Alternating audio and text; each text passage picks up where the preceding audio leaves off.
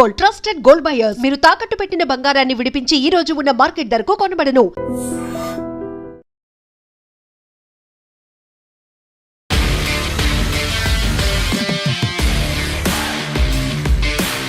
నమస్తే, welcome to I Dream weekend update with Kavitha. మనతో పాటుగా ఉన్నారు foundation for democratic reforms founder doctor Jayaprakash Narayana గారు. సార్ నమస్తే. సార్ నమస్తే కవిత. సార్, మన దేశం గురించి మాట్లాడుకున్నప్పుడు ప్రధానంగా మాట్లాడుకునేది న్యాయ వ్యవస్థకు సంబంధించి. ఈ మధ్యకాలంలో ఎక్కువగా విమర్శలు అనేవి కూడా వినిపిస్తున్నాయి. ఇప్పుడు ప్రస్తుతం ఉన్నటువంటి ఒక వాదన ఏంటంటే కాన్స్టిట్యూషన్ అనేది అందరికీ ఈక్వల్గా లేదు, బయాస్డ్గా ఉంది, రైట్స్ అనేవి హిందువులకు లేకుండా పోయాయి అనేది. సుప్రీంకోర్టు చీఫ్ జస్టిస్ గవాయి మీద జరిగినటువంటి ఒక దాడి, షూ విసిరేయడం కూడా మా దేవుణ్ణి అవమానించేలా మాట్లాడారు అనేటువంటి ఒక మాట. ఈ మొత్తం ఎపిసోడ్లో ఏం జరిగింది? రెండు వేరు వేరు అంశాలు. మొట్టమొదటిది, ఎన్నికైన ప్రతినిధుల్ని అగౌరవపరచమని చెప్పేది గౌరవపరచండి అంటున్నాను. చట్టసభ కావచ్చు, ఎన్నికైన ప్రభుత్వం కావచ్చు, తప్పుంటే విమర్శించే హక్కు నాకున్నది ఒక పౌరుడిగా. బాధ్యత కూడా ఉంది, మార్గం చూపెట్టే బాధ్యత ఉన్నది. కానీ ముఖ్యమంత్రి, నువ్వు ముఖ్యమంత్రివి కాదు, లేకపోతే ముఖ్యమంత్రి అయితే నేను చెప్తూ కొడతానని చెప్పనేది సంస్కారం పక్కన పెట్టండి. అంటే మీకు రాజ్యాంగం అంటే గౌరవం లేదు.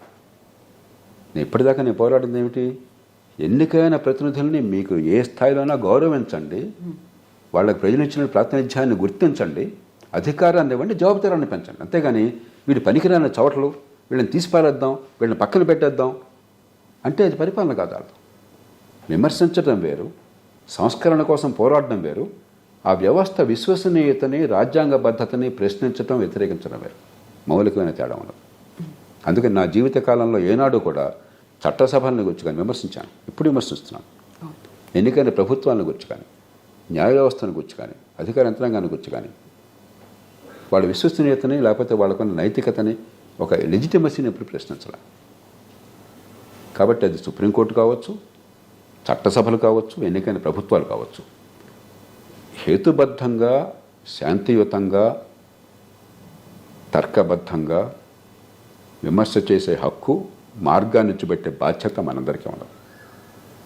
కానీ చట్టాన్ని చేతిలోకి తీసుకుని వాళ్ళ మీద నాకెంత కోపం వచ్చినా కూడా చెప్పులు విసిరేయటమో, కొట్టటమో, చంపటమో, లేకపోతే హింసకు పాల్పడటమో ఆ హక్కు ఎవరికి లేదు. పూర్తిగా రాజ్యాంగం గురించి అంటే వ్యవస్థ మొత్తం పతనం అయిపోతుంది. అందుకే నేను ఎప్పుడు చెప్తాను, ఎన్నికలు ఎన్ని పొరపాట్లు ఉన్నా కూడా కావాలని ఎవరు ఏం చేయట్లేదు, వ్యవస్థలో కొన్ని లోపాలనే సంస్కరించుకున్నాం. కానీ ఎన్నికైన ప్రభుత్వాన్ని గౌరవిద్దాం, ఎన్నికల్ని గౌరవిద్దాం, ఎన్నికల ఫలితాలని గౌరవిద్దాం. మంచికో చెడుకో గొప్పవాళ్ళని అనుకుంటారు, మీరు అనుకుంటే నేను అనుకోవట్లా. ఉన్నవాళ్ళు అందరూ గొప్పవాళ్ళే వచ్చారని కాదు, కానీ ఎవరు వచ్చినా కూడా ప్రజల మన్నను పొందారు. అది ప్రజాస్వామ్యం, దాన్ని గౌరవించాలి. దాన్ని ఎలా మరింత బాగు చేయాలో మరి ప్రయత్నం చేద్దాం, కానీ దాన్ని ప్రశ్నించకూడదు. కాబట్టి ఈ దేశంలో ఏమిటంటే నాకు ఇష్టం పని జరిగిన దాని పని కాకపోతే నేను ఏదైనా ఆయుధం ప్రయోగించవచ్చు అనుకుంటున్నాను. హేతుబద్ధమైన విమర్శ, శాంతియుతమైన నిరసన వేరు, మార్గాన్ని చూపెట్టడం వేరు, చట్టాన్ని చేతిలో తీసుకోవటం, వ్యవస్థ లెజిటిమసీని ప్రశ్నించడం వేరు. అప్పుడు నక్సలైట్కి మీకు తేడా లేదు.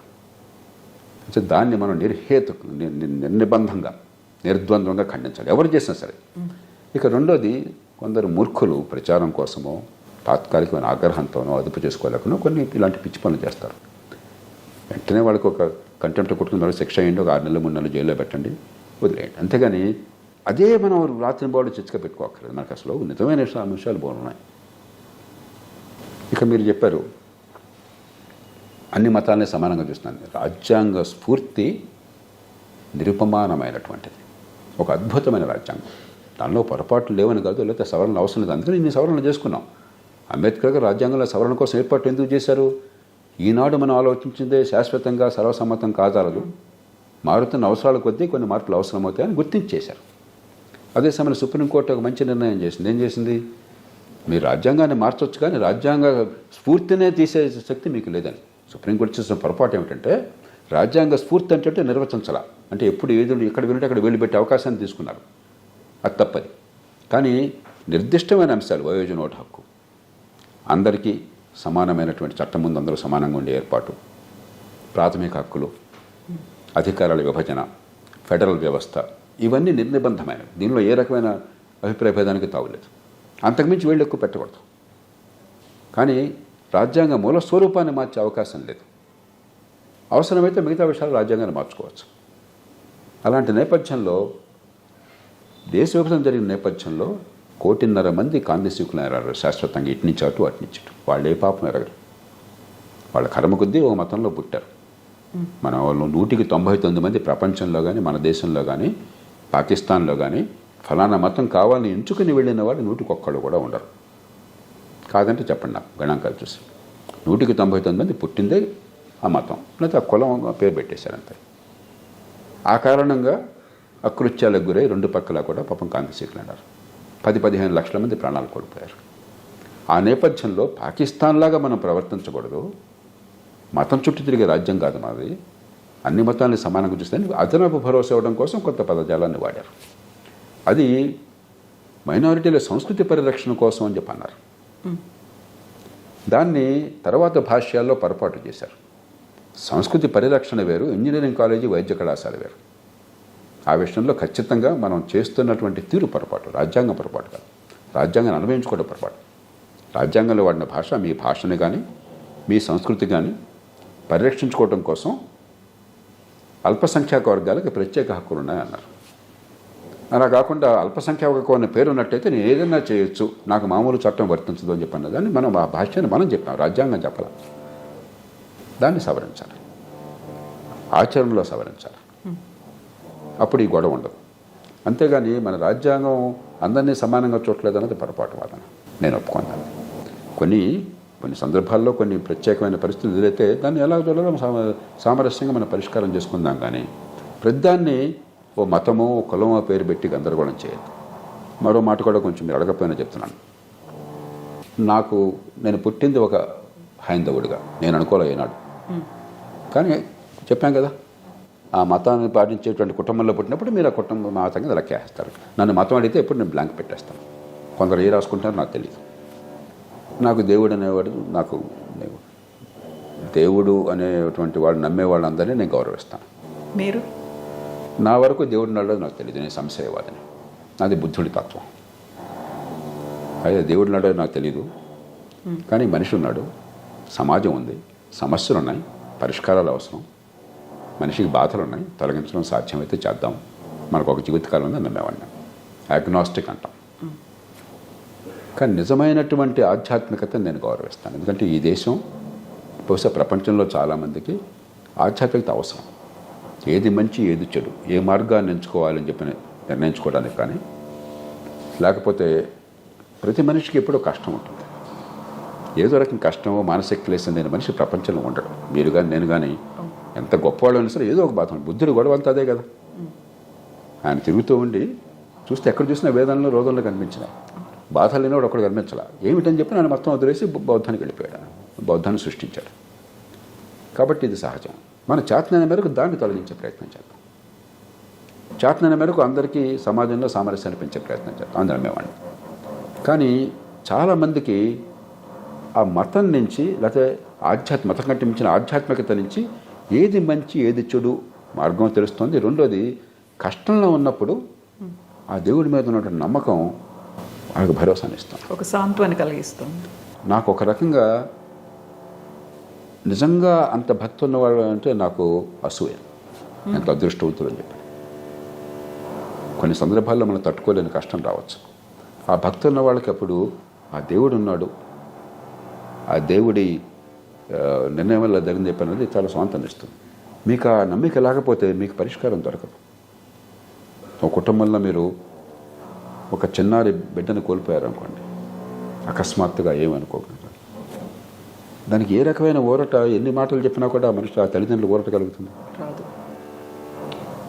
దేవుడు అలా నిర్ణయం చేశాడు అని పూర్తిగా దైవభక్తి ఉండి దేవుడి మీద భారం వేశారనుకోండి, అది నిజమా కాదా నాకు తెలిసేంత జ్ఞానం నాకు లేదు, కానీ చాలా ఊరటనిస్తుంది.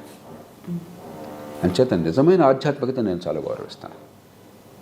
ఈ నేపథ్యంలో మనం అంతవరకు ఆధ్యాత్మికత ఉంచుతాం. కానీ అంతకు మించి బస్తే మే సవాల్, నీ దేవుడు గొప్ప నా దేవుడు గొప్ప అన్నది మనకొద్దు.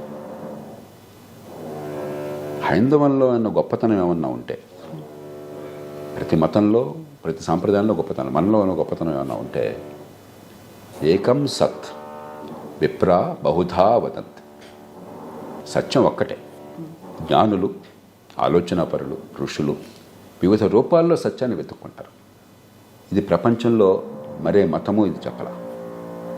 ప్రపంచంలో చాలా మతాలకి ఇంకో దేవుణ్ణి పూజిస్తే వాళ్ళు ఒప్పుకోరు, ఇంకొక తాత్విక చింతనని పాటిస్తే వాళ్ళు ఒప్పుకోరు.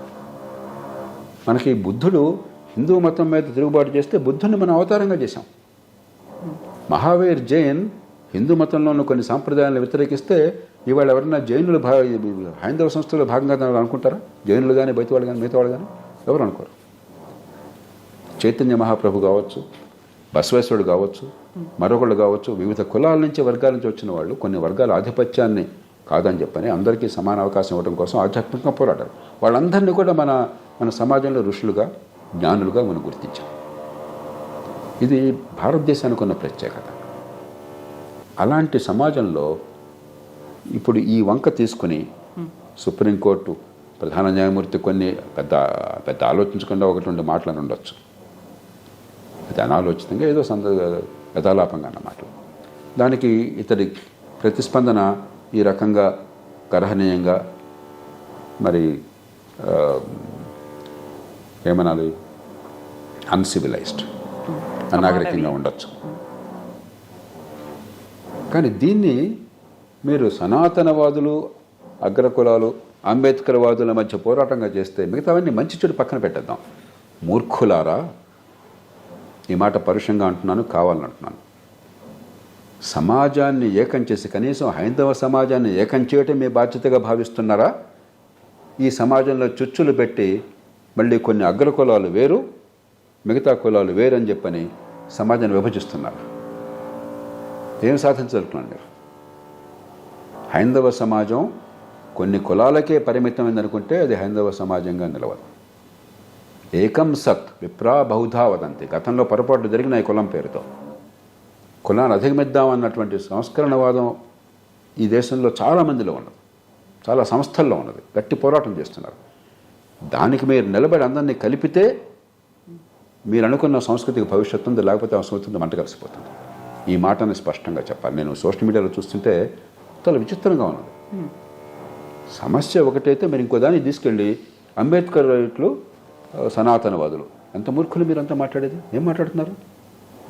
నిజంగా మీరు కనుక హైందవ సమాజం బాగుండాలన్న కోరిక మీకు ఉన్నట్టయితే మీరు నమ్ముతున్నారు కదా. నేను చెప్పాను, నా నమ్మకం ఏంటి నేను చెప్పేశాను. దానిలో ఉన్న గొప్పతనాన్ని గుర్తించి అందరినీ కలిపి ఏర్పాటు చేయకుండా గతంలో ఉన్న మూర్ఖ విభజనలు కొనసాగించే ప్రయత్నం చేస్తే మీ వేళ్లతో మీ కళ్ళు పొడుచుకుంటున్నారు, మీ ముక్కు మీరు నరుక్కుంటున్నారు, మీ కాళ్ళు మీరు నరుక్కుంటున్నారు. అంతకంటే మూర్ఖత్వం మరొకలేదు. ఇప్పుడు సీజే మీద షూతో దాడి చేయడం కూడా దైవ నిర్ణయంగా చెప్తున్నటువంటి వాళ్ళకి ఏం చెప్తారు? ఇక చెప్పాను కదా, ఇక అంతకంటే ఎక్కువ అక్కర్లేదు. ఇప్పటికే చెప్పాల్సింది గట్టిగా చెప్పాను. ఇది పరిష్కారం కానే కాదు, అంతకంటే మూర్ఖత్వం లేదు. దాన్ని మనం నిర్ద్వంద్వంగా, అసలు హింస ఏ రూపంలో ఎక్కడ ఎందుకు ఎప్పుడు వచ్చినా కూడా హింసకు వెనకాల కారణాలు వెతికే అవసరం లేదు. అలా అయితే టెర్రరిస్టులందరినీ మనం ఒప్పుకోవాలి. ప్రతి టెర్రరిస్టు కూడా వాడు కారణం చెప్తాడు. హమాసు మీరు అక్కడ కోచకొత్తకు వచ్చినప్పుడు ఇజ్రాయెల్లో వాడు కారణం చెప్తాడు. మన పుల్వామాలో అటాక్ అయినప్పుడు మరి దారుణంగా అమాయకులను చంపినప్పుడు వాడు కారణం చెప్తాడు. హింసకు పాల్పడడానికి కారణాన్ని వెతికి పాపం ఈ కారణంగా చేశాడు అనగానే ప్రపంచంలో శాంతికి, ప్రపంచంలో భద్రతకి అవకాశం లేకుండా చేశారు. అరాచకత్వానికి దారితీశారు, హింసకు దారితీశారు. కాబట్టి దాన్ని ఏ పరిస్థితి ఆలోచించే మనుషులు ఎవరు కూడా దాన్ని పొరపాటును ఒప్పుకోకూడదు. ఒకవేళ నిజంగా ప్రధాన న్యాయమూర్తితో మరొకళ్ళు కొన్ని చేయకూడని తప్పులు చేశారు అనుకున్న వాదన కోసం, అయినా కూడా అది మార్గం కాదు. ఈ తప్పు ఇలా జరిగింది, ఇది విమర్శించండి, మార్గం చూపెట్టండి. నేను చెప్పిన మాటలు కొందరికి ఇష్టం ఉండకపోవచ్చు, ఖచ్చితంగా నేను కొంచెం పరుషంగా చెప్పాను, కొందరికి ఇష్టం ఉండకపోవచ్చు. ఏం జేపీ గారి మాట అంటాడు, అంత తెలుస్తా అని చెప్పి నేను హింసకు వస్తే బాధ్యత అంతే. నేను గొండాల రాజ్యం ఇది, బడుతున్నాడు దెబ్బర్రా. ఇంకా రాజ్యం ఎందుకు, రాజ్యాంగం ఎందుకు? హింసకు పాల్పడ్డాక రాజ్యాంగం గురించి మాట్లాడే హక్కు మీకు ఎక్కడుంది అసలు? రాజ్యాంగము ఓటు ఇంటి ఉద్దేశం ఏంటి? శాంతియుతంగా మన సమస్యల పరిష్కారం చేసుకోవడం, ఏకాభిప్రాయాన్ని సాధించడం. నక్సలైట్లు ఏమంటున్నారు, మావోయిస్టులు ఏమంటున్నారు, ఇదంతా మేము ఒప్పుకోం కాబట్టి హింసకు పాల్పడతాం అంటున్నారు. మంచి వచ్చాడో వాళ్ళ సిద్ధాంతం హింసకు పాల్పడమంటుంది. మీ సిద్ధాంతం రాజ్యాంగం అని మీరు చెప్తున్నారు, ప్రజాస్వామ్యం మీరు చెప్తున్నారు. మీరు అదో ఇదో తెలుసుకోండి, అంతేగాని ఇది రెండు కావాలని బాగుండి. రెండు ఉండవు, ఒకటే ఉంటుంది. మీరు హింసకు పాల్పడతాం అది మార్గం అనుకుంటే ఈ దేశం చూసుకుంటుంది ఏం చేయాలి మిమ్మల్ని, అంతేగాని రెండు కావాలని బాగుండి. అవగాహన భోగాలంటే సాధ్యం కాదు. Thank you so much sir.